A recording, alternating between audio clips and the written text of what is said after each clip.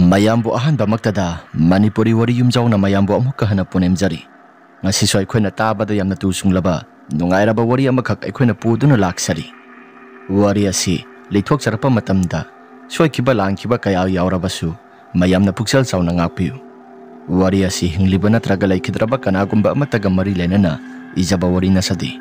bhapna mapung phana sagatsaduna ijaba wari amakakni channel asi mapung phanba matamda adom na like amadi subscribe share tobiramu haiduna jari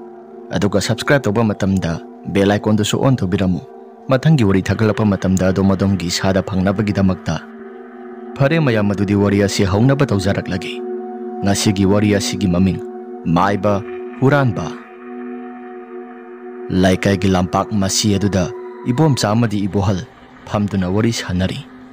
lampak mayai thangba saruk adudana laikai gi angang sing mayam ama question senduna koisong jongduna sanari laikai gi ahal mayam sing asisu magi thokpa tawduna walking khara dumak saknari lampak matai da phamliba ibom sana sumna ibohal da haidai ibohal handa marakasi khul laikai sida nganu yan amadi paktakna na topa posai polam mayam ama khara mangbagi paw laklibasi nangbu masibu karidagi ne haidana unangi wakhalda khanbagi ibohalna itaw madugi thabagado khradi kuirakli kuiba taraga sulaikai sida huran ba khara laire habasi kanagumba mioi khara na de adum khangdi khangabazanida aduda laikai gi naha singa sisu phagi habagi wakhal se amata khanadi hoi achumi hai nangi wafam do madi aisu yanini phagi habagi wakhal se amata khande pharaga miya mamangda dandiye ma sauna pirabadi laikai aikhoi gi laikai sidagi oiro natraga topa laikai dagi soiramu laikai amadagi oirabasu ama boirabasu ikai budu nanglabadi mahak sumatung nauk tawdaba yaidana ai shodum na khanbani adubu khangdreda ibomsa laikai gi angang singa sisu amuktang di phana ba isu yamna kana hona gi haidana khandi khanbani makoi su magi thokpa tawna duna thaba inkhang adumak chana banina laikai gi na singa sisu adum ayamba matamda thabaga si komba haibadu madi oidre khangdre huran basia sum hengalak labadi ado ngai khoi bohal laikai gi yen amadi nganu top jiba pan basing natragana aina sum khanbada polam chelam sum mangi ba mayam sing asi laikai gi mi akhangba amana soidana tobo iramgadra haidana ai diamna singnai hoi ai sodumna singnai laikai gi mi natana atopa laikai gi mi laklaga tawba yaba nati laikai sigi mi natana kanagumba ama tawaigadaba mande kanagi imungda yen loi kanagi imungda nganu loi haibasi mayak singna khanglaba ngaktani pharese laina tamba ama laksara sanida asi hairagi bom samadi bohal wari watai khras hanaduna numita silaklaba matam aduda mayum da nakre numi pohek tarabadi thongkalda leiriba phane phawba loksinau haiba tanjado madu hek yauraklabani asomdana kunjodo makhuta thang suri ma pai amuba masugi phijol setuna khong thang adu tapna thangdana satke tawrakli mahaki nupi saubina kadai de sakya hairibano ha tumlay nangna tumna lauraga yumthangna basing asina karini haina khankigene yarisi ai chafam tokwa dum chalagi nangi tumbam tokwa dum tumhoro ngai kho kadai de sakya hairibano asuk thenglaba kana sida hai nangsu insang hauna saningdabro insang ase hauna saradi isairu su huyamna phai nangbu insang hauna saningdabra ne asaja ningde nangi insang hauba ga amata pamjade kadai dagi ma thongmaram samata khangdana migi yana khalu khagda kai laige haidana yenglaga porpa insang do ai de mata pamjade hai insang hauna sabadi nangsu pamine ha puraklabadi dum katselli ai adu gumba thabak to pamjade ko nangna purakpadu gi aisu tangai phadabagi thongbani hoine tangai phadabaduni tangai phadaba thabak adune na tawge harisi aina ngasigi numira sida hawba ma kok puraklabadi nang sodum laukhat kani do yare nang ngangna baga ngamjaba nati farese gyan tana lairamu I thokpa ma purakpa yabre ingi ai disi gumba thabak se amata pamjadabani ko hai nupi nang sai sarakani ko nang phagi dagi nang ngasi soiroi haisini Karamba nupadana aina suk yamna ngangnaba waba nupasida waithungnarubaसिबु Ibani sanay hairakliba maiba panjido madu amtang phuninggreda as yarese thabak amata mongoloiroi wathi warem sum ngangduna thabak matam thengthanaba sum tawraga lei nang sum nganghawro aisu dum chatlagi hairaga saubisu masa mathanta pangangda ngangaga lehowi kunjo su khara sauba sebon ama pairaga laikai du da dumak lai kana kana khul laikai gi myo sing kana kana uge haidana adum tumina lai laikai gi naha sing somata thengnadre nahan makhadi sorogasi laikai gi naha sing adum sati chatpanida ngasi gi numisimadi kana gumba amata heksanadi ai hingi mata moirakle haidana kana gumba amata chatrabara phai chatabasna su phai aingonda thabak yamna yekadabani ngasi di yetre nungaredana hairaga kana kana gi nganu yen leige haidana koi thi ba horakli asumna sum thi dana lakpana memsa hoi ta na lakli memsa hoi laklaba kana duda makhoi gi yembona do hana di mamang thangba sarok haibadi hingkhol gi mamang asida lehobani yembona singanu yen huran ba marang kairaklabani na maning lom do ina thamlagi haidana maning lom do ina thangki aina handak marak nganu yen khara huran jabasida makhoi su yembona si kadai ta da thamkhraba adok yamba yena dudi imungda pusinduna thambadudi matra ma isa sadida aduga yena sisu yonthokiba karigumba amata uhaude maning lomdo ina thamlibra yen si amaga yen si huran dringaida makhoi gi hingkholda horiba yendem pambi ase khara soiragi haidana yendem pambi do khara soiraba matungda matum thokna khara kakthali maning thangba saruk adomda lakli maning thangba saruk asida yembona si thamlibra makhoi gi yum asi su yamna saubani ni ayamta yengi hairaga sum tamna wadi masena matangangda wakhalda do makhalle kunjo su maning thangba saruk adomda laklaba kana duda yembona de kokokna sauna lairibadu uri kunjona ai nanga sai makai wana thirakli basi asida lairedana kana ahingi matam asida tholakadaba leibra laita malida makhoi gi mong asi su kamba makai adumak tumba loina tari yembona seisu mate khara kai kaino khara phakai beaba phakai raga laukthok hanadi suasi waikhuga amata pandabani sumna khaktang puna palaga tokpani adubu hojikti waikhuga pandana huran ba aina hurangi khalagadabu kari gi mai pakloi haidana kunjo su yembona du tamna lakle tanja du da yena sisu kari gumba amata khonglakti nong asisu khara su gadogi doksilakle singkhong singya thangba saruk ase pungam mamduna laklaga nong ase mangba horakle kunjona masigi tanja silauraga nong manglakpadugi nong khongbadugi tanja lauraga makuta ten sari ama putholakle ten sari duna yembon gi ubak masit khara khari bado khara lenthat pa horakle ten sari oibanina makhola si suk pakna thokti madugi khudong saba lauraga ten sari aduna khara kakthatlaba matung ubak ado khara kakthatle yena matap launa mangak samasida pairage aduga singthoklage yena si suk khonglakadra khonglaoida hairaga yenba phajaba ama mangak samaduda tap launa paire adum hek pa khiba kana duda karigumba ama the khonglaktri atei leiriba yen sing adu somata khonglaktabaduda kunjo sumahakna purakpa khawduda khara thun hapsilli aduga parap sentholai yen mayam habliba yembona dusu mahakna laukthokhiba jakado madu khaktang tektuna lehorabani phakaiduna kunjo su khara thuna mayumda selakli asumna laklaba kana duda lambi duda kanagumba amata di lakte kunjona masigi khudong saba lauraga khara thuna mahak su mayum tamna lakle mahaki nupi saubidi mawa halaktri haidana dumak lairami saubi se thong samuta hangose saubi hairaga saubi do kaurakle saubina thong do hanglaba ka mahaki nupa kunjona purakliba mayam singadu urubada saubi di mahaki masadu humang kangsu kangle madugi sumathakta purakliba mayam singadu su angakpana pik thalli saubina kaino nang tawrakli si migi yamba phajaba se huranduna lakli ai tumin layo hayeng di insang hawdorabani nang kari khangdana aina saningadi adum porakledana ase ai kai keno khara su yaurakibani insang mana masing as kai keno yauraklibasina mi ki su suyan thalaga poraklaba male as yendi maya masiga nang pap soidana puni ko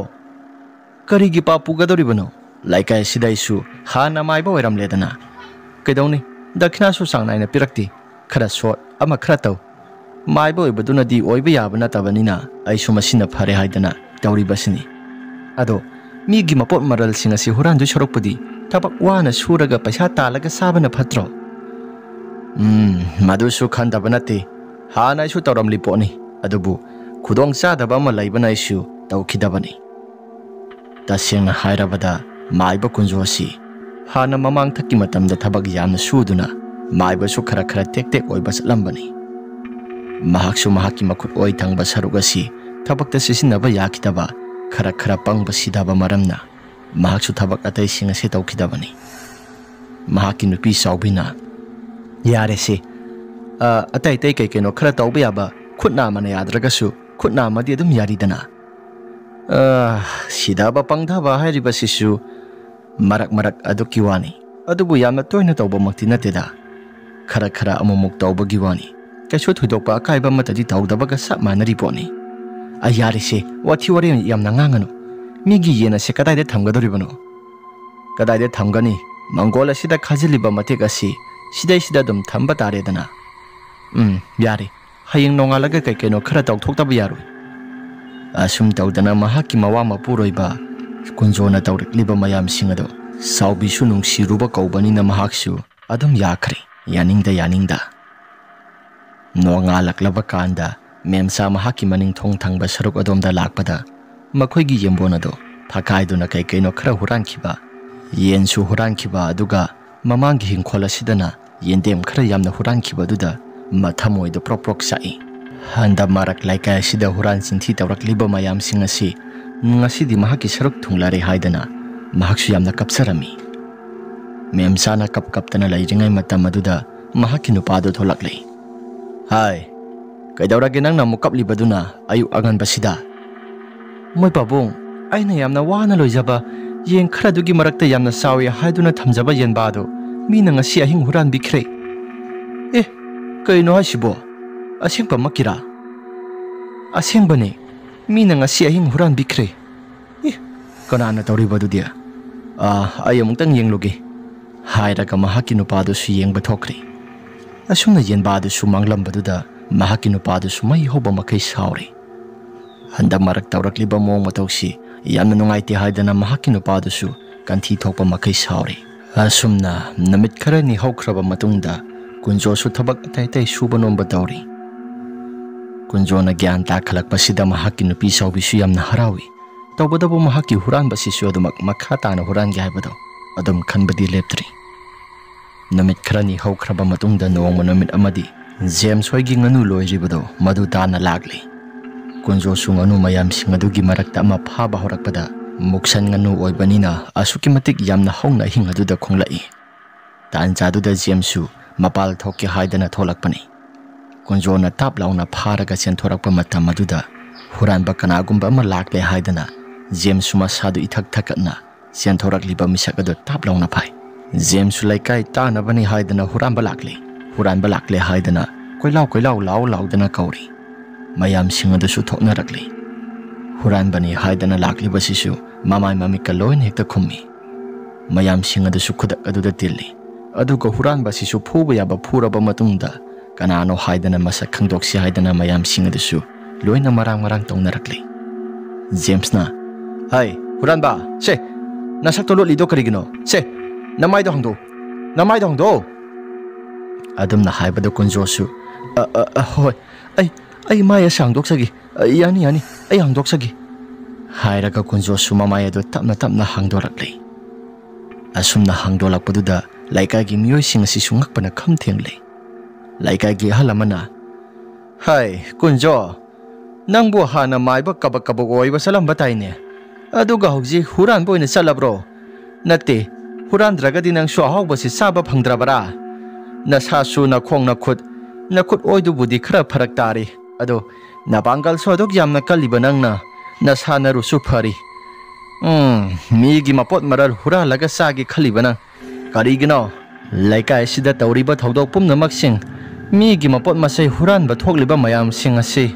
nangna tawba ngaktara ha narol chumu natragadi nang aphaba ma toiroi hoi khura nahan makai huran sinthiba tawriba mayam sing asi aina ngaktani aina tawkhiba pumnamak sing adu khura hoina mungtang tingakpiyu hai karigi ngakpa nahan makai nangna tawriba mayam sing asidi aikosu amata khangdabanina pangchawda sawi nang karigi ngakpiba hairaga Jamesu kunjoda hanjin kaukselli numidang ahingi matam maduda laikai sara samba makai ho launa koilang duna huranba phari haidana kunjo simayam sangduna lawi ahingi matam moijara basu laikai gi myoising ado nahan makai huranba mayam sing laikai gi minatragana atopa khulgi myoising na oiramgani haidana khannarambado atay atopa amata oiramdri maiba kunjona huranbani maiba huranbani haidana mayam asina hainaba horakli ahingi matam maduda maru asi makok tangkhai makokli aduga hamuk yengkhang deiraga laikai mioisingi mamangda khongkoina ba haibado irami ahingi matam maduda saubisu mahaki nupada tawriba mong matawsing asi urubada masadu ikaibana laiba ngamdre ahingi matam maduda mapamda dumak satlagi khalli adubu nongalaba matamda masadu gyan tana satlagi haidana aduma khalli nongalaklaba matam maduda ngarang ahing tawkhiba mong matawsing aduna maram oiduna saubiyado ikaibana khanglakpa ngamdadana mahak sumayum tana mapamda hankre kunjo sumasado ikaibana sire aibo aina nganu yen khara huralupagidamagta laikai sidagi aibu tantoklaba aduga aigi nupi sumapamda hankibaduda ngaikho haibagi pangal thaunasu aingonda amata laihaudraba fai ai hauji kari karam tawbadai laikai gi mioising asida amuktang oirabasu laman khumba tai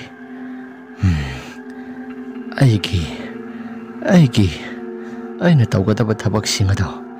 asi hairaga kunjo suma samathanta pangkhanda khanjinjaduna masado laitafam khangalamdi ngarang kaikeno khara tawkiba mayam singaduna maram oiduna makok tangkhai madi masam yaudri aduga tangkhai madi masam ikokokna yauduna adumak lairi kunjona ngasigi ahing asidagi hekta horagi khangani aina nahan makai sanagi khalakpa thabak thoram pumnamak singado ngasigi numit asidagi horagadabani khangloidra noi asi hairaga kunjosu maselda murum soli masam tangkhai maru koklaktabadusu maru adu siknana kokthokle numidangi matam yauksilakle sagani thakani amata khangdaba makai mahaksu mahaki kada khara thuna sanglakle aduga upu makhada lairiba tarangado singtholakle tarangado hangdokpada lairak ama thengnai lairak asi thawai mirel sanaba haidana lairak ama phangle lairak adu ubada mamai adu nanthoi aduga kunjona ngasi aiba numit asidagi hauraga nangbo aigi khulai oina sizinaragadabani fai aigi mangna taknaba tawrakpana khoi amata lemna tharoi hairaga kunjosu lairak adu khara paaba horakle ahanba semai adu mahaksu machilda murum sonduna paaba horakle asumna paaba horakpada singkhong singya thangba saruga sidi nong mangduna lakpa horakle akibagi masakni pungmam mamduna lakle ngasi aiba numirasi khulai kai sidaina tawningbata tawbada kanana kari haigadoriba makhoi ga aiga susangthok sangsin tawnadrabanina aina tawningba tawbada kanagumba amatana su thinglaroi si oiba tarabadi ai suisasi aina tawningbata tawba aingonda ikaiba pirakhibana khoi aphaba amata oiroi khangloidrado hairaga kunjosu machilda murum swalaga lairaga do makha tana adum paaba lepti asumda laikai gi naha masa pakhang masa ani khak mamanaba amagi luhongba saluraga halakpani lohongphamda yusu khara ngauduna lakpana lambi do hairang lai nupa masa mana aitaw ngasigi luhongbodo onthokna mong tana sinba langba tawkhri phajadro ꯌꯥꯝꯅ ꯃꯑꯣꯡ ꯇꯥꯅ ꯁꯤꯟꯕ ꯂꯥꯡꯕ ꯇꯧꯏ ꯐꯁꯨ ꯌꯥꯝꯅ ꯐꯖꯩ ꯈꯪꯗ꯭ꯔꯦ ꯂꯩꯀꯥꯏ ꯑꯁꯤꯁꯨ ꯍꯥꯟꯅ ꯉꯥꯅꯨ ꯌꯦꯟ ꯍꯨꯔꯥꯜꯂꯝꯕꯗꯣ ꯑꯇꯩ ꯀꯅꯥꯒꯨꯝꯕ ꯑꯃꯠꯇ ꯑꯣꯏꯔꯝꯗ꯭ꯔꯕ ꯃꯥꯜꯂꯤ ꯁꯤꯕꯤ ꯍꯥꯟꯅ ꯃꯃꯥꯡꯊꯛꯇ ꯂꯥꯏ ꯁꯥꯟꯅꯔꯝꯕ ꯃꯥꯏꯕ ꯈꯔ ꯑꯣꯏꯕ ꯆꯠꯂꯝꯕ ꯀꯨꯟꯖꯣꯗꯣ ꯑꯣꯏꯔꯕ ꯃꯥꯜꯂꯤ ꯑꯩꯅ ꯁꯨꯝ ꯇꯥꯕꯗꯗꯤ ꯍꯣꯏ ꯀꯨꯟꯖꯣꯕꯨꯗꯤ ꯀꯨꯟꯖꯣ ꯑꯣꯏ ꯍꯥꯏꯕꯕꯨ ꯑꯩꯅ ꯁꯨꯝ ꯇꯥꯕꯗ ꯂꯥꯏ ꯁꯥꯟꯅꯩ ꯍꯥꯏꯕꯗꯣ ꯃꯍꯥꯛꯇꯤ ꯃꯃꯥꯡꯊꯛꯀꯤ ꯃꯇꯝꯗ ꯂꯥꯏ ꯑꯁꯤ ꯁꯨꯛꯁꯥꯟ ꯁꯥꯟꯅꯗꯕ ꯃꯥꯜꯂꯤ ꯃꯥꯏꯕ ꯈꯛꯇꯪ ꯑꯣꯏꯕ ꯆꯨꯝꯅ ꯈꯛꯇꯪꯒꯤ ꯆꯠꯄ ꯃꯥꯜꯂꯤꯗ ꯈꯪꯗꯦ ꯃꯤꯅ ꯁꯨꯝ ꯍꯥꯏꯅꯕꯅꯤ ꯍꯟꯗꯛ ꯃꯔꯛ ꯑꯁꯤ ꯂꯥꯏꯒꯤ ꯇꯤꯡꯒꯤ ꯃꯔꯝꯗꯁꯨ ꯀꯅꯥꯅꯣ ꯈꯔ ꯇꯧꯔꯛꯄ ꯌꯥꯏ ꯍꯥꯏꯗꯅ ꯂꯩꯀꯥꯏꯒꯤ ꯃꯤꯑꯣꯏꯁꯤꯡ ꯑꯁꯤ ꯉꯥꯡꯅꯩ ꯑꯗꯨꯕꯨ ꯍꯥꯟꯅ ꯐꯠꯇꯕ ꯂꯝꯕꯤ ꯑꯁꯤꯗ ꯈꯣꯡꯗꯥꯔꯛꯄ ꯃꯤ ꯅꯠꯇꯕꯅꯤꯅ ꯀꯌꯥ ꯊꯣꯏꯅ ꯑꯀꯥꯏꯕ ꯑꯃꯠꯇꯗꯤ ꯇꯧꯔꯛꯂꯣꯏꯗ꯭ꯔꯥ ꯍꯥꯏꯗꯨꯅ ꯈꯜꯂꯤ ꯑꯁꯨꯝꯅ ꯋꯥꯔꯤ ꯁꯥꯟꯅꯔꯤꯉꯩ ꯅꯨꯄꯥ ꯃꯆꯥ ꯑꯃꯗꯨꯅ ꯉꯥꯏꯈꯣꯏ ꯑꯥꯗ ꯂꯥꯛꯏꯁꯤ ꯅꯣꯡ ꯅꯠꯇ꯭ꯔꯣ ꯃꯥꯅꯤ ꯁꯤꯗꯤ ꯌꯨꯝꯗ ꯈꯤꯇꯪ ꯊꯨꯅ ꯆꯠꯍꯧꯔꯁꯤ ꯍꯣꯏ ꯑꯩꯁꯨ ꯌꯨꯝꯗ ꯈꯤꯇꯪ ꯊꯨꯅ ꯆꯠꯂꯒꯦ ꯅꯪꯁꯨ ꯌꯨꯝ ꯑꯁꯤ ꯊꯣꯡꯒꯥꯜ ꯑꯁꯤ ꯌꯧꯔꯕꯅꯤꯅ ꯅꯪꯁꯨ ꯑꯗꯨꯝ ꯂꯩꯍꯧꯔꯣ ꯍꯣꯏ ꯂꯩꯍꯧꯔꯒꯦ ꯍꯥꯏꯗꯅ ꯅꯨꯄꯥ ꯃꯆꯥꯗꯨ ꯂꯩꯍꯧꯔꯤ ꯄꯥꯈꯪ ꯃꯆꯥ ꯑꯃꯗꯨꯁꯨ ꯑꯗꯨꯝ ꯃꯌꯨꯝꯗ ꯂꯥꯛꯂꯦ ꯑꯁꯨꯝꯅ ꯂꯥꯛꯂꯕ ꯀꯥꯟ ꯌꯨꯒꯤ ꯅꯤꯁꯥꯗꯨꯅ ꯃꯁꯥꯗꯣ ꯑꯀꯤ ꯇꯨꯖꯨꯡꯕ ꯁꯨꯃꯠꯇ ꯐꯥꯎꯈꯤꯗ꯭ꯔꯕꯅꯤ ꯑꯁꯣꯝꯗꯅ ꯀꯨꯟꯖꯣꯅ ꯂꯩꯔꯛ ꯑꯗꯨ ꯑꯁꯨꯝ ꯄꯥꯅ ꯂꯩꯔꯤꯉꯩ ꯇꯟꯖꯥꯗꯨꯗ ꯃꯍꯥꯛꯁꯨ ꯃꯁꯥꯗ ꯀꯔꯤꯒꯨꯝꯕ ꯁꯅꯤꯜ ꯈꯔꯗꯤ ꯐꯪꯏ ꯌꯨꯝ ꯑꯁꯤꯒꯤ ꯑꯀꯣꯏꯕꯗ ꯀꯅꯥꯅꯣ ꯁꯔꯣꯏ ꯉꯔꯣꯏ ꯃꯌꯥꯝ ꯑꯃ ꯂꯥꯛꯄꯒꯨꯝꯅ ꯃꯍꯥꯛꯀꯤ ꯃꯁꯥꯗꯁꯨ ꯂꯥꯛꯂꯦ ꯍꯥꯏꯗꯅ ꯁꯅꯤꯜ ꯈꯔ ꯐꯪꯏ ꯀꯨꯟꯖꯣꯅ ꯅꯣꯛꯐꯦꯠ ꯇꯧꯗꯨꯅ ꯃꯃꯥꯡꯊꯛꯀꯤ ꯃꯇꯝꯗ ꯑꯩꯅ ꯂꯥꯏ ꯑꯁꯤ ꯁꯥꯟꯅꯈꯤꯗꯕ ꯑꯣꯏꯔꯒꯁꯨ ꯍꯟꯗꯛ ꯃꯔꯛ ꯑꯩꯅ ꯁꯥꯟꯅꯔꯛꯄꯗ ꯀꯅꯥꯅꯁꯨ ꯃꯇꯤꯛ ꯃꯊꯧꯅꯥ ꯂꯩꯕ ꯀꯅꯥꯅ ꯊꯤꯡꯒꯗꯧꯔꯤꯕꯅꯣ ꯂꯩꯀꯥꯏꯁꯤꯗ ꯃꯥꯏꯕ ꯑꯣꯏꯔꯤꯕꯁꯤ ꯑꯩ ꯏꯊꯟꯇ ꯈꯛꯇꯅꯤ ꯐꯩ ꯂꯝꯕꯤꯗ ꯀꯅꯥ ꯂꯥꯛꯏ ꯍꯥꯏꯗꯅ ꯀꯨꯟꯖꯣꯁꯨ ꯀꯅꯥ ꯂꯥꯛꯀꯦ ꯍꯥꯏꯗꯅ ꯃꯃꯤꯠ ꯑꯗꯨ ꯆꯦꯠꯆꯦꯠꯅ ꯎꯏꯁꯤꯟꯗꯨꯅ ꯌꯦꯡꯉꯤ ꯑꯁꯨꯝꯅ ꯌꯦꯡꯕ ꯃꯇꯝꯗ ꯎꯔꯦ ꯑꯥꯗ ꯂꯥꯛꯂꯤꯁꯤꯗꯤ ꯀꯅꯥꯅꯣ ꯁꯤꯗꯤ ꯈꯨꯟꯖꯥꯏ ꯊꯪꯕ ꯁꯔꯨꯛꯇ ꯂꯩꯕ ꯕꯣꯌꯥꯏꯗꯨ ꯅꯠꯇ꯭ꯔꯥ ꯃꯥꯅꯤ ꯕꯣꯌꯥꯏꯅꯤ ꯕꯣꯌꯥꯏꯁꯤ ꯃꯥꯕꯨꯗꯤ ꯃꯔꯥ ꯂꯩꯇꯦ ꯑꯗꯨꯕꯨ ꯅꯪꯗꯤ ꯑꯩꯒꯤ ꯑꯍꯥꯟꯕ ꯑꯣꯏꯅ ꯆꯥꯡꯌꯦꯡ ꯇꯧꯕ ꯃꯤꯁꯛ ꯍꯥꯏꯕꯗꯣ ꯑꯣꯏꯒꯗꯧꯔꯦ ꯕꯣꯌꯥꯏ ꯅꯪ ꯑꯩꯕꯨ ꯋꯥꯔꯧꯒꯅꯨ ꯅꯪ ꯃꯥꯝꯃ ꯀꯨꯟꯖꯣꯕꯨ ꯋꯥꯔꯧꯒꯅꯨ ꯍꯥꯏꯗꯅ ꯕꯣꯌꯥꯏꯁꯨ ꯑꯁꯣꯝꯗ ꯃꯨꯔꯨꯝ ꯁꯣꯟꯗꯨꯅ ꯏꯁꯩ ꯉꯪꯗꯅ ꯂꯥꯛꯏ ꯅꯣꯡ ꯇꯥꯔꯛꯀꯗꯧꯔꯦ ꯍꯥꯏꯕꯁꯤ ꯃꯁꯥꯗꯁꯨ ꯈꯔ ꯈꯟꯖꯥꯅꯩ ꯑꯗꯨꯕꯨ ꯌꯨꯒꯤ ꯅꯤꯁꯥꯗꯨꯅ ꯀꯌꯥ ꯊꯣꯏꯅꯕꯨ ꯑꯃꯠꯇ ꯈꯟꯗꯅ ꯂꯝꯕꯤꯗ ꯁꯨꯃꯛ ꯂꯥꯛꯏ ꯑꯁꯨꯝꯅ ꯈꯔ ꯆꯠꯂꯛꯂꯕ ꯀꯥꯟ ꯑꯗꯨꯗ ꯃꯃꯥꯡ ꯊꯪꯕ ꯁꯔꯨꯛ ꯑꯗꯨꯗ ꯀꯅꯥꯒꯨꯝꯕ ꯃꯤꯑꯣꯏ ꯑꯃ ꯉꯧꯔꯣꯛ ꯉꯧꯅ ꯐꯤꯔꯣꯜ ꯁꯦꯠꯇꯨꯅ ꯂꯩꯔꯝꯃꯤ ꯕꯣꯌꯥꯏꯁꯨ ꯃꯁꯥꯗ ꯈꯔ ꯍꯥꯏꯔꯪ ꯇꯧꯗꯨꯅ ꯃꯃꯥꯡ ꯊꯪꯅ ꯆꯠꯂꯤꯕꯗꯣ ꯀꯅꯥꯅꯣ ꯃꯃꯥꯡ ꯊꯪꯅ ꯆꯠꯂꯤꯕꯗꯣ ꯀꯅꯥꯅꯣ ꯅꯪꯅꯤꯅꯦ ꯑꯩꯅ ꯍꯥꯏꯔꯤꯁꯦ ꯀꯅꯥꯅꯣ ꯍꯥꯏꯕꯅꯤꯅꯦ ꯑꯁꯨꯝꯅ ꯈꯣꯜ ꯑꯗꯨ ꯈꯔ ꯀꯂꯞ ꯇꯧꯔꯛꯄꯗꯨꯗ ꯃꯃꯥꯡ ꯊꯪꯅ ꯆꯠꯂꯤꯕ ꯃꯤ ꯑꯗꯣ ꯁꯦꯞ ꯂꯦꯞꯄꯤ ꯕꯣꯌꯥꯏꯁꯨ ꯃꯅꯥꯛ ꯑꯗꯨꯗ ꯈꯔ ꯆꯪꯁꯤꯟꯒꯦ ꯍꯥꯏꯗꯅ ꯇꯧꯕꯗꯨꯗ ꯅꯨꯄꯥꯗꯨꯁꯨ ꯈꯔ ꯆꯈꯠꯂꯤ ꯕꯣꯌꯥꯏꯅ ꯃꯤꯅ ꯉꯥꯡꯂꯤꯕꯁꯤ ꯀꯅꯥꯒꯨꯝꯕ ꯑꯃꯠꯇꯁꯨ ꯈꯨꯝꯗꯦ ꯅꯪꯅꯦ ꯑꯩꯅ ꯍꯥꯏꯔꯤꯁꯤ ꯉꯁꯥꯏ ꯂꯩꯍꯧꯕ ꯃꯃꯥꯟꯅꯕꯗꯣ ꯃꯗꯨꯒꯤ ꯈꯣꯟꯖꯦꯜꯗ ꯕꯣꯌꯥꯏ ꯑꯩꯅꯤ ꯅꯪꯕꯨ ꯅꯁꯥꯗꯣ ꯀꯩꯗꯧꯔꯒꯦ ꯍꯥꯏꯗꯅ ꯕꯣꯌꯥꯏꯗ ꯍꯥꯏꯔꯛꯏ ꯕꯣꯌꯥꯏꯁꯨ ꯉꯁꯥꯏ ꯂꯩꯍꯧꯕ ꯃꯃꯥꯟꯅꯕꯗꯣ ꯀꯔꯤꯅꯣ ꯍꯥꯏꯗꯅ ꯋꯥꯈꯜꯗꯁꯨ ꯍꯥꯏꯐꯦꯠ ꯈꯜꯂꯤ ꯚꯥꯏ ꯅꯪ ꯑꯣꯏꯔꯦ ꯅꯪꯗꯤ ꯁꯤꯗꯩꯁꯤꯗ ꯃꯇꯧ ꯀꯔꯝꯅ ꯑꯃꯨꯛ ꯂꯥꯛꯂꯤꯕ ꯏꯇꯥꯎ ꯑꯩꯁꯦ ꯃꯊꯛꯇ ꯑꯣꯏꯅ ꯄꯥꯏꯔꯒ ꯂꯥꯛꯄꯅꯤ ꯅꯪꯕꯨ ꯉꯁꯥꯏ ꯎꯍꯧꯗ꯭ꯔꯣ ꯃꯊꯛꯇ ꯄꯥꯏꯔꯒ ꯂꯥꯛꯄ ꯑꯩꯕꯨ ꯃꯇꯧ ꯀꯔꯝꯅ ꯍꯥꯏꯔꯒ ꯕꯣꯌꯥꯏꯁꯨ ꯃꯃꯥꯡ ꯊꯪꯕ ꯁꯔꯨꯛ ꯑꯗꯨꯗ ꯍꯥꯏꯐꯦꯠ ꯌꯦꯡꯈꯠꯂꯨꯕ ꯃꯇꯝꯗ ꯀꯅꯥꯒꯨꯝꯕ ꯑꯃꯠꯇꯁꯨ ꯂꯩꯔꯝꯗ꯭ꯔꯦ ꯃꯇꯧ ꯑꯗꯨꯗ ꯕꯣꯌꯥꯏꯁꯨ ꯃꯁꯥꯗꯣ ꯈꯪꯀꯤ ꯀꯤꯔꯛꯂꯤ ꯍꯧꯖꯤꯛꯋꯥꯏꯗ ꯃꯃꯥꯡ ꯊꯪꯕ ꯁꯔꯨꯛ ꯑꯁꯤꯒꯤ ꯃꯃꯥꯡ ꯑꯁꯤꯗ ꯀꯅꯥꯒꯨꯝꯕ ꯑꯃ ꯂꯩꯍꯧꯕ ꯇꯥꯏꯅꯦ ꯏꯇꯥꯎꯒꯤ ꯈꯣꯟꯖꯦꯜ ꯑꯣꯏꯅꯁꯨ ꯇꯧꯏ ꯑꯗꯨꯒ ꯀꯗꯥꯏ ꯇꯥꯅ ꯆꯠꯈ꯭ꯔꯕ ꯍꯥꯏꯔꯒ ꯕꯣꯌꯥꯏꯁꯨ ꯂꯩꯗꯅ ꯌꯦꯡꯉꯤ ꯑꯗꯨꯝꯅ ꯌꯦꯡꯕꯗꯨꯗ ꯃꯍꯥꯛꯀꯤ ꯀꯣꯛꯊꯛ ꯊꯪꯕ ꯁꯔꯨꯛ ꯃꯊꯛ ꯊꯪꯕ ꯁꯔꯨꯛ ꯑꯁꯤꯗ ꯀꯅꯥꯒꯨꯝꯕ ꯃꯤꯑꯣꯏ ꯈꯔ ꯈꯥꯛꯅ ꯅꯣꯛꯄꯒꯤ ꯃꯈꯣꯜ ꯈꯔꯁꯨ ꯂꯩꯅ ꯄꯥꯏꯗꯅ ꯃꯈꯣꯜ ꯌꯥꯝꯅ ꯇꯥꯔꯛꯏ ꯕꯣꯌꯥꯏꯁꯨ ꯃꯈꯣꯜ ꯑꯗꯨ ꯇꯥꯕꯗ ꯑꯀꯤ ꯇꯨꯖꯨꯡꯕ ꯐꯥꯎꯔꯛꯇꯨꯅ ꯀꯅꯥꯅꯣ ꯍꯥꯏꯗꯅ ꯂꯩꯗꯅ ꯀꯧꯗꯨꯅ ꯇꯧꯔꯛꯂꯤ ꯑꯗꯨꯕꯨ ꯀꯅꯥꯒꯨꯝꯕ ꯑꯃꯠꯇꯁꯨ ꯈꯨꯝꯂꯛꯈꯤꯗ꯭ꯔꯦ ꯇꯧꯔꯤꯕ ꯃꯑꯣꯡ ꯃꯇꯧꯁꯤꯡ ꯑꯁꯤꯗ ꯕꯣꯌꯥꯏꯁꯨ ꯃꯁꯥꯗꯣ ꯑꯀꯤ ꯇꯨꯖꯨꯡꯕ ꯐꯥꯎꯔꯛꯇꯨꯅ ꯑꯀꯣꯏꯕ ꯑꯗꯨꯗ ꯂꯩꯗꯅ ꯌꯦꯡꯉꯤ ꯂꯩꯗꯅ ꯌꯦꯡꯂꯕꯁꯨ ꯀꯅꯥꯒꯨꯝꯕ ꯑꯃꯠꯇ ꯎꯔꯛꯇ꯭ꯔꯕꯗꯨꯗ ꯕꯣꯌꯥꯏꯅ ꯀꯩꯅꯣ ꯇꯧꯔꯤꯕꯁꯤꯗꯤ Sibu mamang thakta amuk ukidriba thongdok ngakta kaino tawrisiди haidana wakhaldasu jaja yamna khalli adubu khanba yaba khalabasu boyai masada karino haidana mafam marang khangdana koisen senba horakli mahakna seliba mafam jaga asisu kadai tana selibano haibado gyan menga taraktre boyaina aina seliba sidi kadai tana seliba aina seliba sibu hairaga boyaisu mafam marang khangdana koisen seli amamba marakna go sili masagi yumado mafam marang khangkidri kadai tana salaga yumasi takadabano haibado boyai mahaki masada hanjin khalli adubu amamba marak oikibana mahaksu thibado khara wana thokre asum khaluraba matungda boyai mahaki masada yamna ki tujungba phaurakle boyaina kaino toribasidia aidi isasi kaino mithok tawrakleda aibu yum sakadaba lambido kadomdano hairaga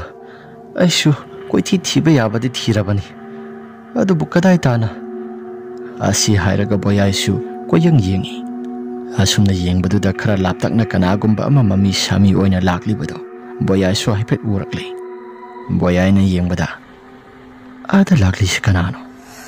ada laklisi mi natra mani aduga kana hairaga boyaisu leidana yengbaduda housing haktangda laklambado swai launa hekta mangkhri boyaisu kanano haidana masaduda hanjin khalli adubu khanba yaba khallabasu upaya mata leiti ngai haktangi matungda nupa amagi khonjelda boyai haiduna kaurai boyaisu maning thangba saruk adomda laithoktuna yenglubada kanagumba amata suleiramdi adubu tarakiba khonjel adudi kanagino haidana masado hanjin khalakle housik takiba khonjel ado aigi ming natra mani aigi ming ni kaukibado hairaga boyaisu masado aki tujungba kaya marom ama phauraga yogi nisaga loina hanba makhai masado pungkau khre yogi nisaga asumna lairingai matam maduda maning thangba saruk adomda kanagumba miyoi khara murum sonduna lai boyagi mamita suma marang uduna seran turan uba horakle boyagi mamita lakliba pungnamak singado mi asiba thangdokpagumna lakle mi asiba thangdokpagumna makhol kaya marom ama pungjal mayam amadi kapna launaba makhol asi lepa leitana tarakle makhol adu taba matamda kaino sidia mi asiba puthopagi makhol natra mani haiduna boyagi masada sukana agumba miyoi khara pungau phi selaga pareng sangna laktuna boyagi masaduda phawduna loina satkre boyai sumadu uba matamda masado khamphre khangi maikai salai khangdana koisen selakle adubu kari gumba khana ba mata phangkhidre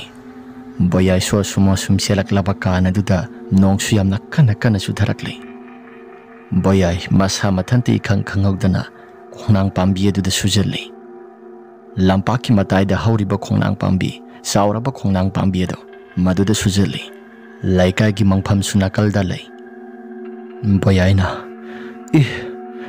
khonang natrasidi mani khonang ni aina ngasai makai selibani haidana toribasidi yum hendoktuna muk selaba ai yum yongna bom amuk selokige yum ase amuk hanna muk sengadoribani hairaga boyaisu amuk sengi haidana tawi adubu ikhanghaudana khongnang adugi mara amana boyaida kolakle makhong aduda khurau thangduna boyaidu tuhalli boyaisu masado karino haidana khongnang adugi maikai thangba saruk adomda mamai adu onsili khongnang adugi mathak thangba saruk adomda kanano musin muraba myoi kaya moromama yandana lairibado boyaisu urakle boyaina mathak thangba saruk mathak lomda kanano khara lairisidi karino sidi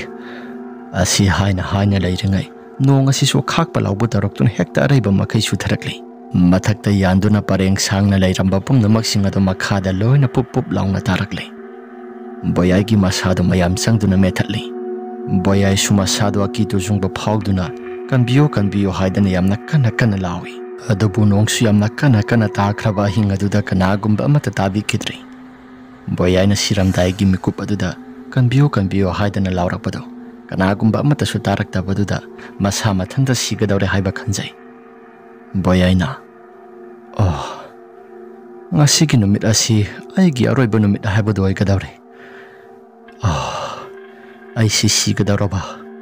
hairaga boyaisu masa mathanta khanjai.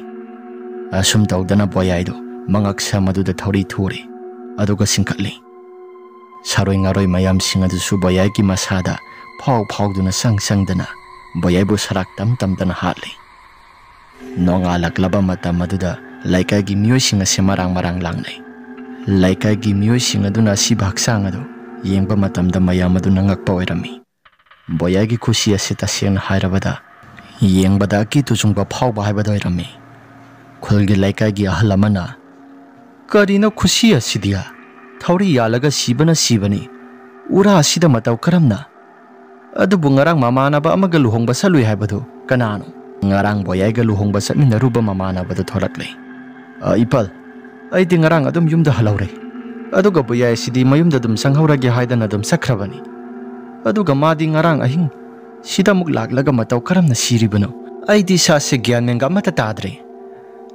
Siriba khusia sidi mahakna siba makti oiramgadaba mandi. Mahaka nungaina daba laikagi miyosing natragana atopa lamgi miyosingga lairibra. Mi atopa na hatpa mali sidi sigi khusia sidi masase kanbiyo haibagi matagumna maya sisu yamna launa kathoktuna lai. Khulai ka isi karino gyan menga mate hek tadre. Kana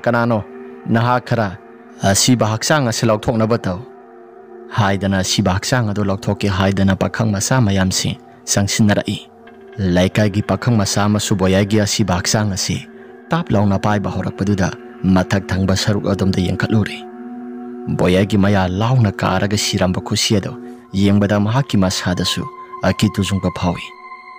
Boyagi maya dagi tarakpi inasu mahaki masada tarakki haidana tawbaduda phatlaithoi.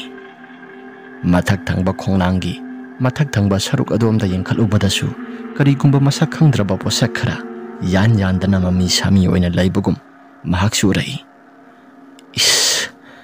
Ada tarak yantha lairiba sidi karino sibu karino aibu maya masida mutang khangansira. Boyaina siribasi mata amada siba mali laitena sialaga siribra natraga karino haidana wakhalda su jaja yamna khanba horaklaba kan masadu swaki tujungba phawrakle. Boyagi asiba haksang adasu thangdaraklaba kan mayumda purakle. Mayumgi miyosing asu asiba haksang ase yengdana kaplami. Asum tawdana kuina thambadi yadabanina laikagi miyosing tawraga asiba haksang ase poloinabagidamakta laikagi mangpham taana purakle. Numit tarum tawba horaklaba matamni boyaido asiba haksang ase seba tawringai matam aduda laikagi ahal amana handak marakasi aina sum khanbada khudong sadaba khara laikai sida mayoknagadaba mali. Laikagi miyosing adusu kaidawba yauragi aina sum khanjabagi wani tawrakpa yai tawraktaba yai madumadi aisu thoina khangba oidre. Hoiba adubu haiba kari thokdok thokadaba leibage nangna singnabaga leibro. Laikai si handak marakti kaino jaja yamna aina sathok khodokpa matamda mittasu yamna ui. Nangdi kari uriba aina mapal asida hangsil langge haidana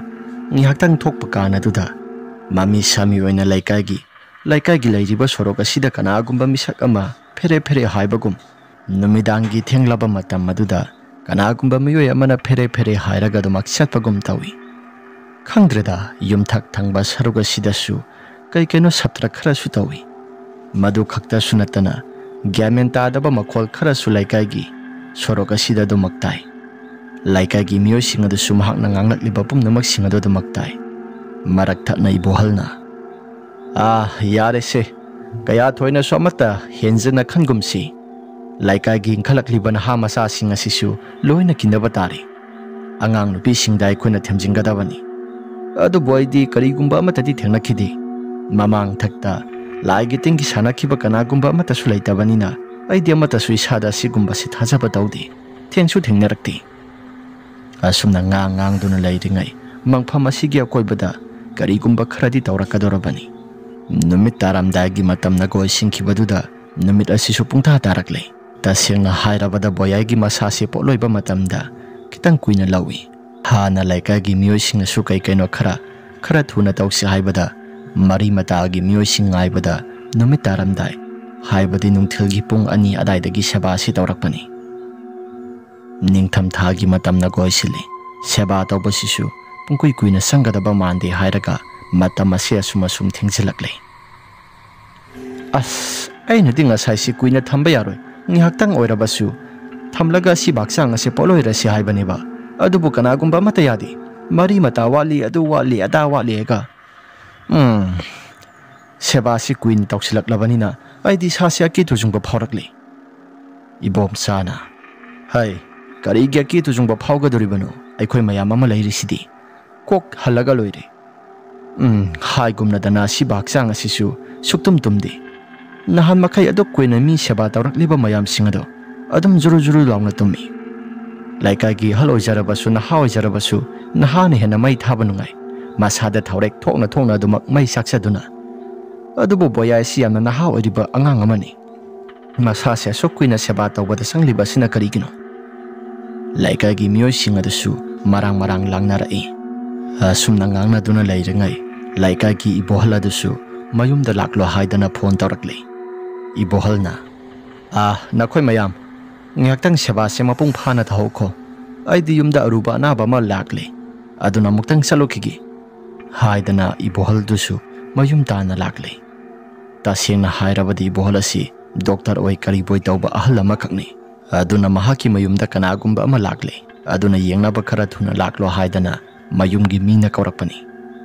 Ibohal su karigumba amata khanba tawda sum lai laikagi mangphamasitagi khara thapto lakle. Namidangi matam oibanina kanagumba amatadi mapal amata thoknade ibohal su karigumba amata khanba tawdana lakpani.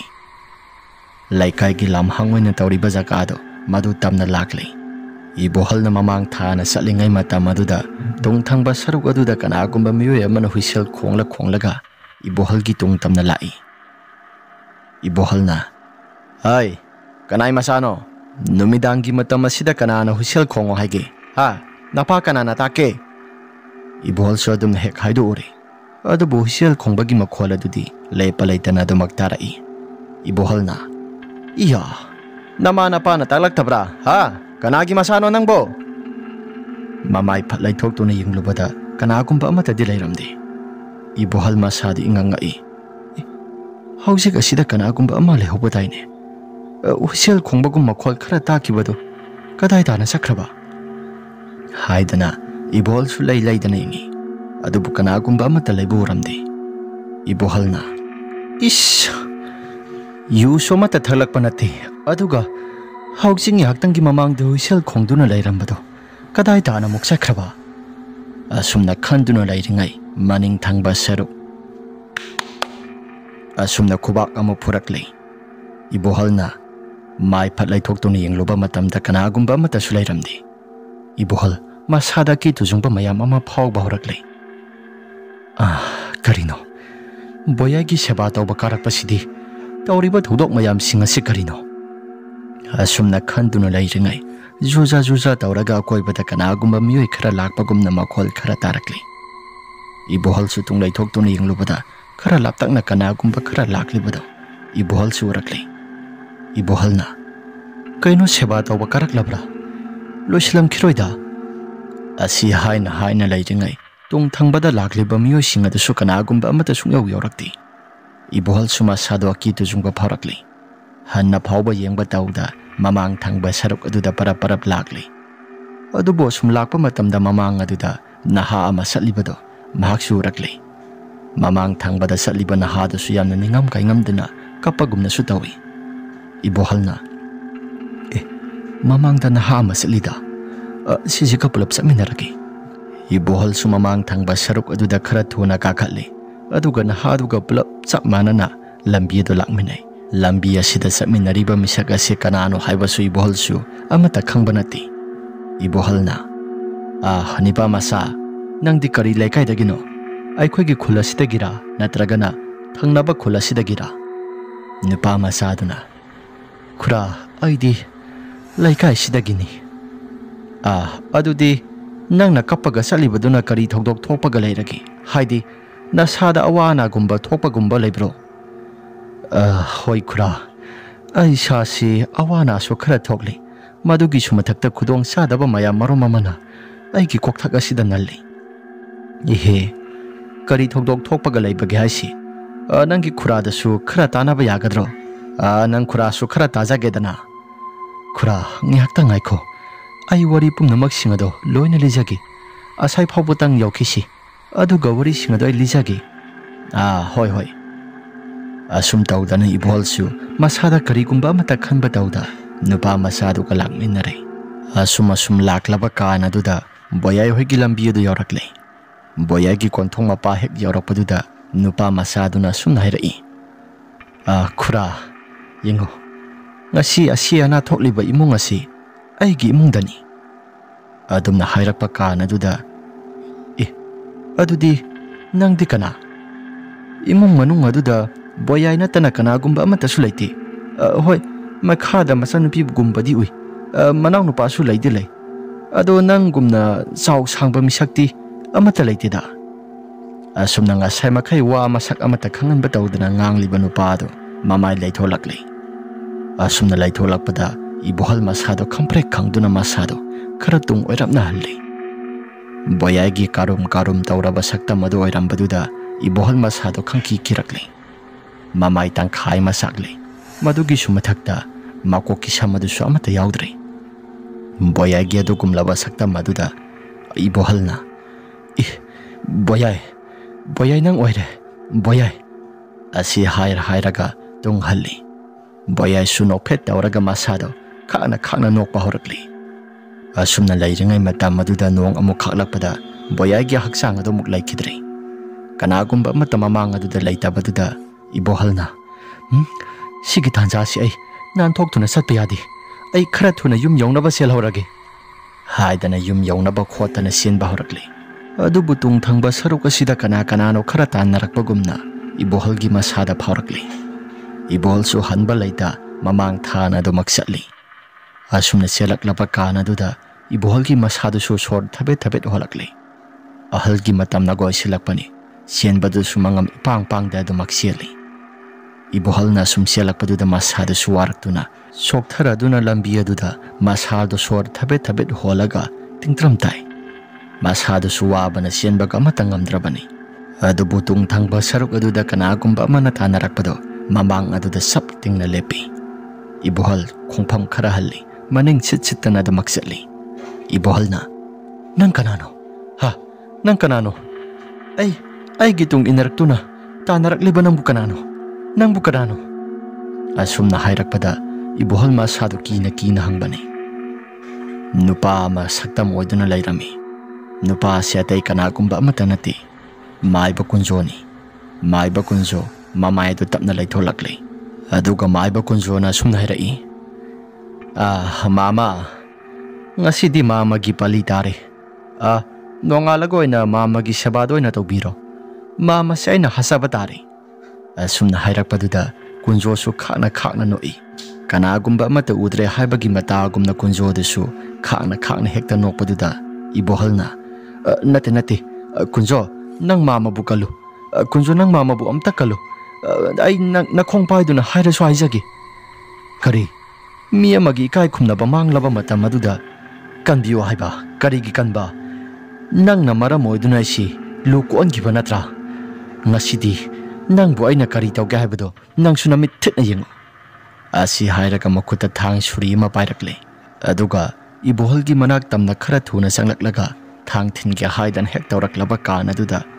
kunjodo maphamarang khangdana swai launa mangkhre kunjogi adugumlaba matawaduda ibohal masadui thak ali ibohalna haish kadai dana mangkhre madugi papiado mana laklaga si haki tawribra kadai dana sakre hairaga ibohal suma thawai do kannabagi damakta khara thuna hokalakli adubu hoko saraklaba suma silda sumna sonbadi lepte ya kunjo nang nakasu leitraba nang amana aikhoi mayam asi awa phamda ta handogi tawriba nang khangloidra do nong da ngang kisanu nang kaidauge haibado ai ꯑꯩꯅ ꯀꯩꯗꯧꯒꯦ ꯍꯥꯏꯕꯗꯣ ꯅꯪ ꯅꯃꯤꯠ ꯊꯤꯠꯅ ꯌꯦꯡꯉꯨ ꯂꯩꯀꯥꯏꯒꯤ ꯃꯤꯌꯥꯝ ꯆꯪꯗꯨꯅ ꯅꯪ ꯑꯩꯅ ꯀꯩꯗꯧꯒꯦ ꯍꯥꯏꯕꯗꯣ ꯅꯪ ꯅꯃꯤꯠ ꯊꯤꯠꯅ ꯌꯦꯡꯉꯨ ꯑꯗꯨꯝꯅ ꯍꯥꯏꯔꯤꯉꯩ ꯃꯇꯝ ꯑꯗꯨꯗ ꯏꯈꯪ ꯈꯪꯍꯧꯗꯅ ꯇꯨꯡ ꯊꯪꯕ ꯁꯔꯨꯛ ꯑꯗꯨꯗ ꯉꯛꯁꯝ ꯑꯗꯨꯗ ꯊꯥꯡ ꯑꯃꯅ ꯁꯛ ꯂꯥꯎꯅ ꯊꯤꯟꯖꯤꯜꯂꯛꯏ ꯏꯕꯣꯍꯜ ꯈꯨꯗꯛ ꯑꯗꯨꯗ ꯃꯁꯥꯗꯣ ꯐ꯭ꯔꯤꯡ ꯐ꯭ꯔꯤꯡ ꯀꯥꯎꯏ ꯃꯉꯛꯁꯝ ꯑꯗꯨꯗ ꯏ ꯃꯌꯥꯝ ꯑꯃꯅ ꯍꯩꯊꯔꯛꯏ ꯑꯁꯨꯝꯅ ꯇꯧꯔꯛꯄꯗꯨꯗ ꯀꯨꯟꯖꯣꯗꯣ ꯃꯉꯛꯁꯝ ꯑꯗꯨ ꯆꯦꯠ ꯆꯦꯠ ꯂꯥꯎꯅ ꯄꯥꯏ ꯀꯨꯟꯖꯣꯁꯨ ꯃꯃꯥꯡ ꯑꯗꯨꯗ ꯂꯦꯞꯄꯤ ꯑꯗꯨꯒ ꯍꯥꯏꯔꯛꯏ ꯍꯥ ꯅꯪꯅ ꯀꯩꯗꯧꯒꯗꯧꯔꯤꯕ ꯅꯪꯅ ꯑꯩꯉꯣꯟꯗ ꯀꯩꯗꯧꯗꯣꯏꯕ ꯑꯩꯒꯤ ꯏꯀꯥꯏꯕ ꯅꯪꯈꯤꯕ ꯃꯌꯥꯝꯁꯤꯡ ꯑꯗꯣ ꯅꯪꯕꯨ ꯈꯥꯡ ꯂꯥꯛꯄ ꯉꯝꯒꯗ꯭ꯔꯣ ꯅꯪ ꯑꯣꯏꯔꯕꯁꯨ ꯅꯪ ꯑꯩꯅ ꯍꯥꯠꯇꯕ ꯌꯥꯗꯕꯅꯤ ꯍꯥꯏꯔꯒ ꯂꯩꯃꯥꯏꯗ ꯍꯥꯏꯊꯈ꯭ꯔꯦ ꯏꯕꯣꯍꯜ ꯑꯗꯣ ꯊꯥꯡꯆꯧ ꯑꯃ ꯄꯨꯊꯣꯔꯛꯂꯤ ꯀꯣꯟꯖꯣꯅ ꯊꯥꯡꯆꯧ ꯑꯗꯨ ꯄꯨꯊꯣꯔꯛꯂꯕ ꯀꯥꯟ ꯑꯗꯨꯗ ꯊꯥꯡꯆꯧ ꯑꯗꯨꯅ ꯍꯥꯏꯒꯠꯇꯅ ꯃꯉꯛꯁꯝ ꯑꯗꯨ ꯇꯨꯞꯇ꯭ꯔꯤ ꯐꯥꯎꯕ ꯀꯛꯊꯠꯂꯤ 이보할 ꯑꯗꯨꯝ ꯊꯤꯅ ꯍꯥꯠꯂꯕ ꯃꯇꯨꯡꯗ ꯀꯨꯟꯖꯣꯁꯨ ꯃꯌꯨꯝꯗ ꯍꯟꯈ꯭ꯔꯦ ꯍꯧꯖꯤꯛꯇꯤ ꯃꯍꯥꯛꯀꯤ ꯅꯨꯄꯤꯁꯨ ꯌꯨꯝꯗ ꯂꯩꯇ꯭ꯔꯕꯅꯤꯅ ꯃꯍꯥꯛꯅ ꯇꯧꯅꯤꯡꯕ ꯖꯥꯠ ꯌꯥꯝꯅ ꯇꯧꯕ ꯍꯧꯔꯛꯂꯦ ꯑꯁꯣꯝꯗꯅ ꯂꯩꯀꯥꯏꯒꯤ ꯃꯤꯑꯣꯏ ꯁꯦꯕꯥ ꯇꯧꯕ ꯌꯥꯎꯈꯤꯕ ꯃꯤꯑꯣꯏꯁꯤꯡ ꯑꯗꯨꯁꯨ ꯃꯌꯨꯝꯗ ꯍꯟꯅꯔꯛꯂꯦ ꯃꯈꯣꯏꯁꯨ ꯀꯥꯔꯛꯂꯕ ꯀꯥꯟ ꯑꯗꯨꯗ ꯃꯃꯥꯡ ꯊꯪꯕ ꯁꯔꯨꯛ ꯑꯗꯨꯗ ꯀꯅꯥꯒꯨꯝꯕ ꯑꯃ ꯇꯥꯔꯒ ꯂꯩ ꯍꯥꯏꯕꯁꯤ ꯃꯈꯣꯏꯁꯨ ꯈꯔ ꯂꯥꯞꯇꯛꯅ ꯎꯕ ꯍꯧꯔꯛꯂꯦ ꯂꯥꯞꯇꯛꯅ ꯑꯥꯗ ꯂꯩꯔꯤꯁꯤꯗꯤ ꯀꯅꯥꯅꯣ 하이다나 라이카기 나하만 하이라이 나하만아 아들라이리시 미오이나수 따라갈 히빠굼나수 따우드로 하이라가 마코이 마야마세 크라 투나 상실라가 잉바 마탐다 이보헐기 아시바 학상 타와 야우드라바 마코카 마사가 동안 따나바 학상어도 오이두나 레이람바두다 마코이 마야마시 기바나수 야락드레 라이카기 미오싱 따나바 가uk시 하이다나 마팜 자가두다 마코이 마야마시 렙렙다나 가위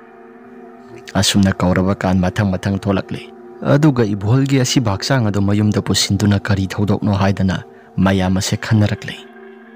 tasengna mak numit adu yamna khiri laika gi miyamna sumasidi kari gumba mai taw tawri kari gumba thodok khara thoka dawre haidana makhoi mayam ase sonai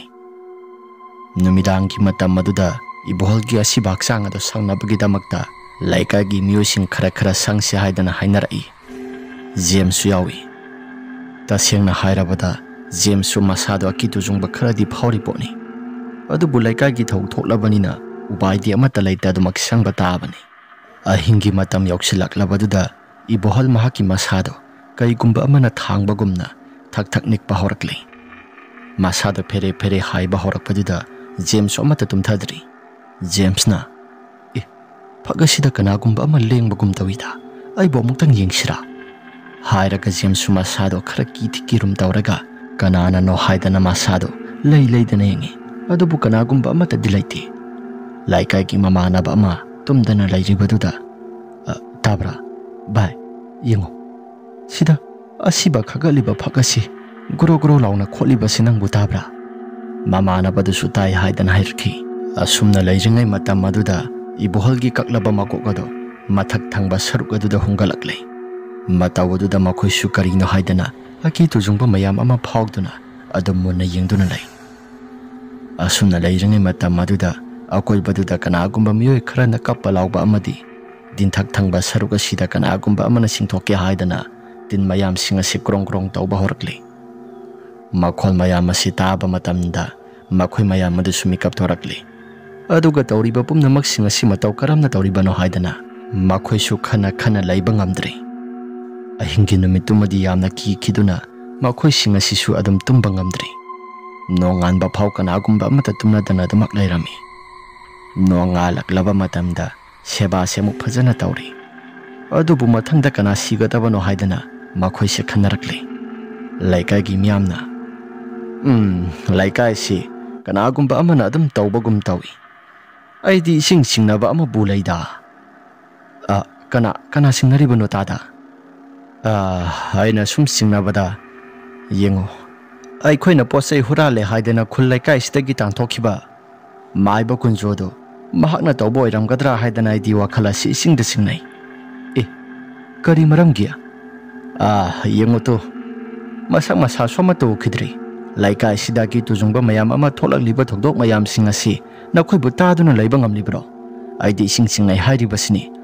ngasi ge hing simadi kai tawge haibado mahaki yumda muktang chalaga yingningi aikoi khara aduga mahakna tawriba pumnamak sing taubu taudragasu taubu tauragasu kharadi khanggadori mayam sangduna amutang yengusira haidana mayam asi sangaga amutang yengusi haidana hingi matamda makhoi asi yanare hingi matam oisilaklabaduda kunjo sumakhuta kaino khara pairaga lamyai aduda lay lamyai adudam haksu suangada balai sontin son mayam singada soli